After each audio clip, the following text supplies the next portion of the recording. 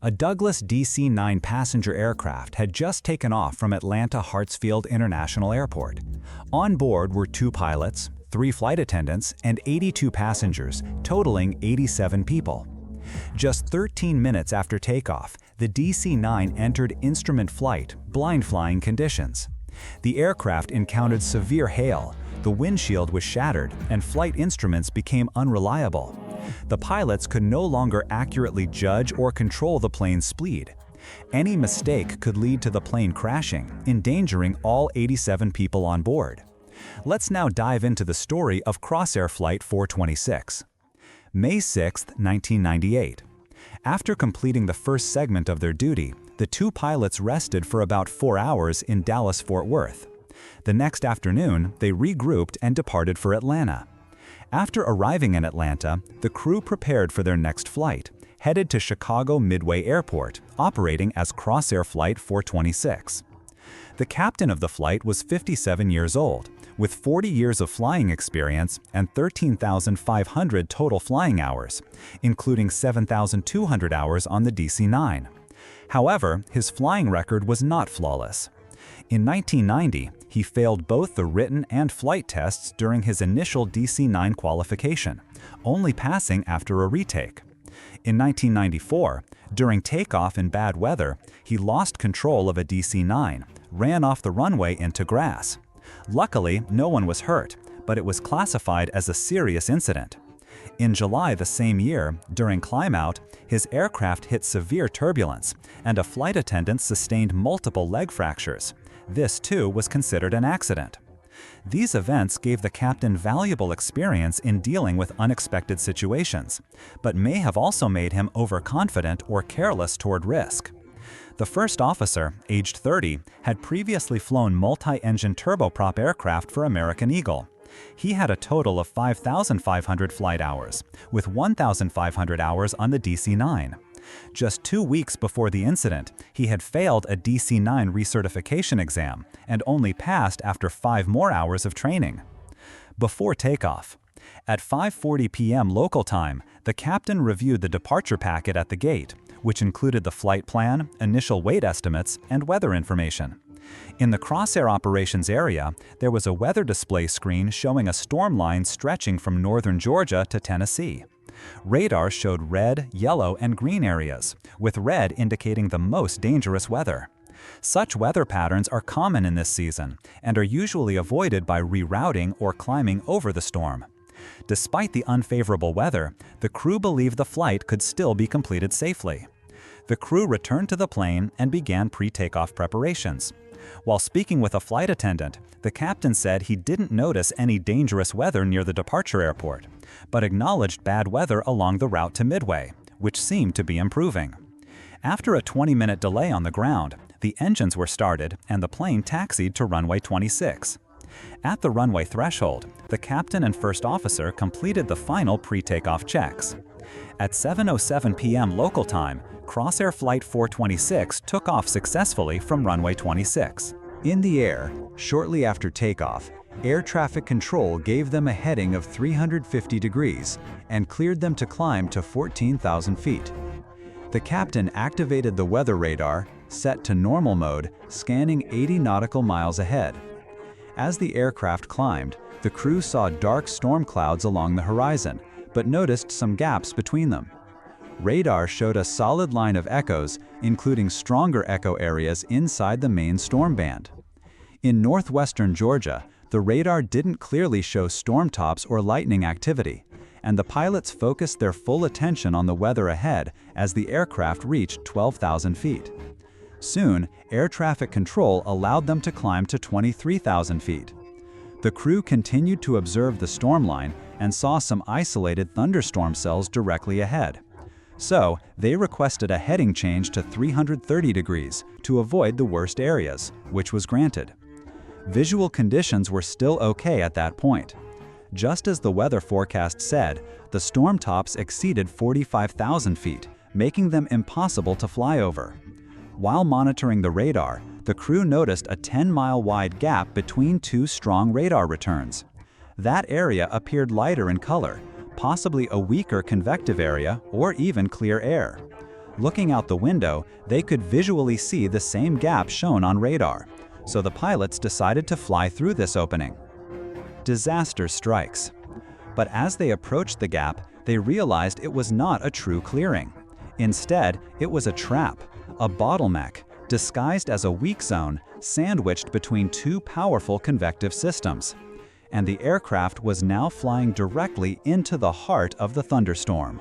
At first, Flight 426 encountered severe turbulence, including wind shear. The aircraft's airspeed fluctuated sharply, rising from 305 knots to 350 knots.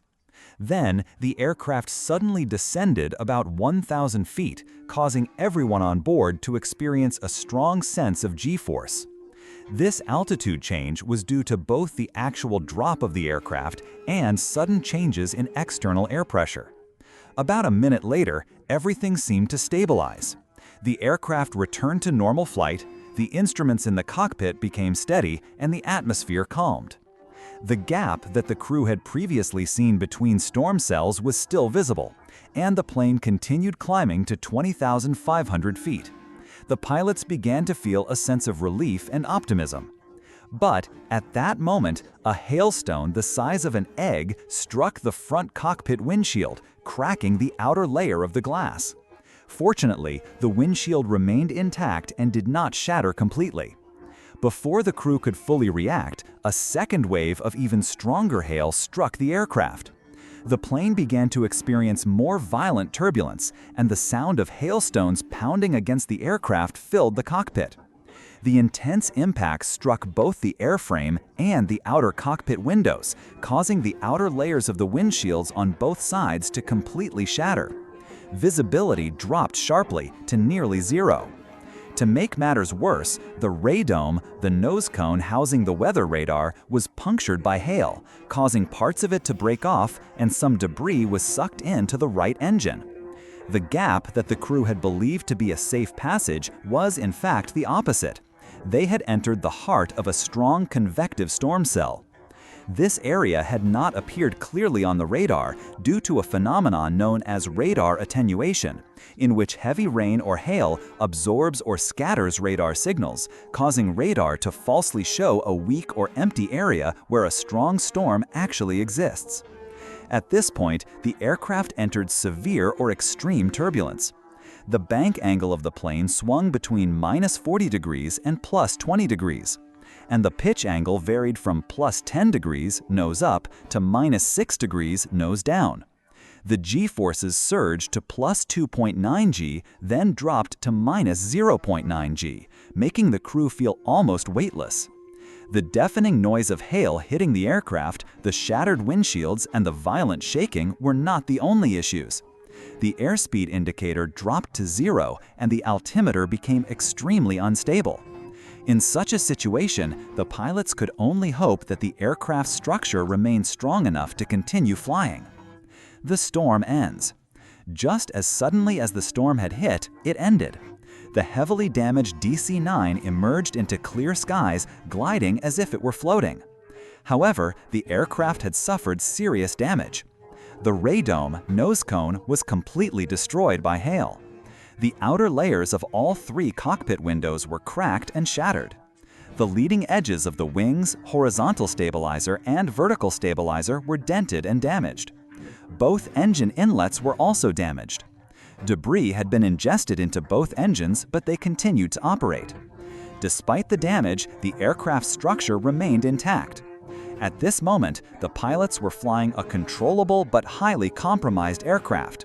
They were essentially flying blind. The windshields were cracked, visibility was poor, and the instruments had shown unreliable behavior during the storm, possibly damaged. The weather radar was completely destroyed. Declaring an emergency. The crew took about a minute to check all remaining systems. Everything appeared to be functioning. They then identified the nearest suitable airport and contacted Air Traffic Control, ATC. The crew declared an emergency, reporting that they had suffered hail impact, severe turbulence, and that their instruments were no longer reliable. They requested to divert to the nearest airport, Chattanooga. ATC instructed Flight 426 to head toward runway 20 at Chattanooga and to descend to a safer altitude. However, since their airspeed indicators were no longer working, the pilots made an unusual but clever request. They asked ATC to provide ground speed updates every 10 seconds. This was a smart and practical solution. Using radar-based ground speed data from ATC, they could estimate the aircraft's airspeed, which was normally calculated using the Pitot static system, now likely damaged. Preparing to land. Since the crew couldn't confirm if the flaps and wings were undamaged, they decided to perform a no-flap, clean configuration landing. This meant the plane would have to land at a higher speed. The good news, runway 20 at Chattanooga was 7,400 feet long. After reviewing the landing performance data, the crew concluded that even without reverse thrust, they had enough distance to stop safely. In addition, they were uncertain whether the reverse thrust system still worked. If one side's reverse thrust failed while the other activated, it could create asymmetric thrust, causing the aircraft to veer off the runway. Especially risky when visibility was poor and the rudder may also have been damaged. Now, the heavily damaged DC-9 had turned toward runway 20 at Chattanooga Airport. The first officer began running through the landing checklist and tuned in to the Instrument Landing System (ILS) for runway 20. Visibility was extremely poor. The windshield was nearly opaque, covered in web-like cracks, severely obstructing the view. But through tiny slivers in the shattered glass, the pilots could occasionally catch glimpses of the outside. With 12 miles remaining to the runway, the crew could just make out the runway lights through the cracks. Although the altimeter had previously been unstable, now the readings matched the data from air traffic control, indicating that both the altimeter and airspeed indicator had begun functioning normally again. For the landing, the crew did not deploy full flaps, 40 degrees, and chose not to use reverse thrust. Even though the approach speed was higher than usual, the aircraft maintained a stable flight path. As the plane passed over the runway threshold, the pilots were essentially flying blind, but even so, they executed a smooth landing, no bouncing, no veering off the centerline. The aircraft rolled out steadily until it came to a stop. Fire trucks immediately approached on both sides of the aircraft to inspect for fuel leaks or sparks. Once the scene was declared safe, the pilots were cleared to taxi the plane back to the gate. In the cabin, one passenger and one flight attendant had suffered serious injuries. Medical teams boarded to treat the injured. The flight crew remained on board to ensure that the aircraft, which had just survived a storm and landed nearly blind, was completely secure. Although the flight crew successfully brought all 87 people back to the ground safely, they were found to bear much of the responsibility for the incident. Still, their ability to land a severely damaged aircraft under limited visibility with unreliable instruments was considered remarkable and worthy of praise. Equally noteworthy was the resilience and reliability shown by the DC-9 itself.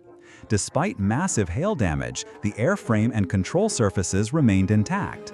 Both engines continued to function, even after ingesting hail and broken aircraft parts. It was a strong testament to the aircraft's build quality and engineering. Lessons and industry response. The emergency landing of Crossair Flight 426 forced the airline to reevaluate its approach to thunderstorms, the interpretation of weather radar, and crew coordination during in-flight emergencies.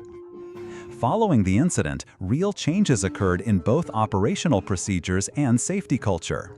The U.S. Federal Aviation Administration, FAA, emphasized that hail and turbulence are the two most dangerous elements of thunderstorms. Hail can even occur miles away from the storm core, in areas that appear calm and cloudless. Just half an inch of hail can cause serious structural damage within seconds. Thunderstorms can form and dissipate rapidly, making navigation through apparent radar gaps extremely risky. The investigation report strongly recommended that pilots always keep a minimum of 20 miles distance from any strong radar echo associated with a thunderstorm. Never assume that a gap between radar echoes is safe. What looks like a gap may actually be a deadly illusion, as Flight 426 experienced. Understand that severe turbulence can extend up to 20 miles beyond the visible storm cloud, so skirting the edge of a storm is not enough. The entire system must be widely avoided. At the time of the incident, Crossair's thunderstorm avoidance training was fairly basic. Although pilots received weather radar training during initial and recurrent training, there was no formal program specifically focused on using onboard radar to identify and avoid severe weather.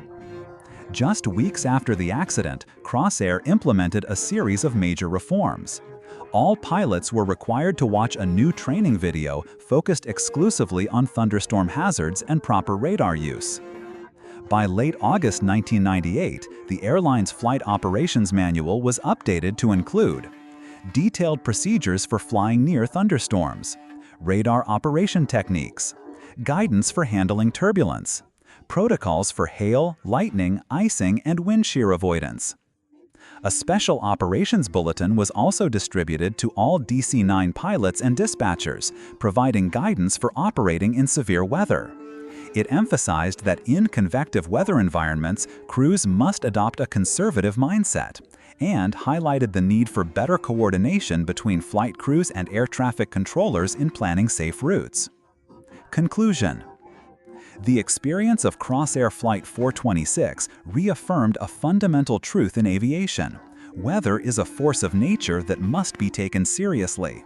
Radar technology is powerful, but it cannot replace human judgment. In this incident, radar attenuation, radar shadow, and visual illusions all played key roles. The flight served as a powerful wake-up call to the entire industry, leading to real operational improvements and possibly saving lives in the future.